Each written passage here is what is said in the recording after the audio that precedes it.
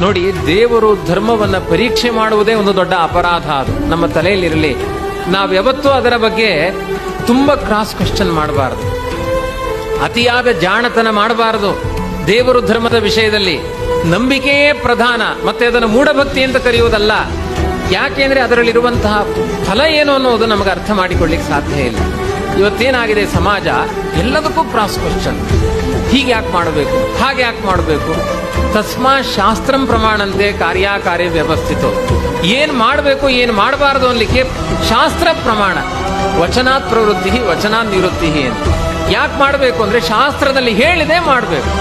ನೂರಾರು ಪ್ರಶ್ನೆ ಮಾಡಿದ್ರೆ ಮಗು, ಅಮ್ಮ ಈಗ ಯಾಕೆ ಮಾಡಬೇಕು, ಅಮ್ಮ ಈಗ ಯಾಕೆ ನಾನು ಊಟ ಮಾಡಬೇಕು, ನಾನು ಊಟ ಮಾಡೋದಿಲ್ಲ, ಐಸ್ ಕ್ರೀಮೇ ತಿಂತೀನಿ ಅಂದ್ರೆ ಅದರ ದುಷ್ಪರಿಣಾಮಗಳು ತಾಯಿಗೆ ಗೊತ್ತಿದೆ.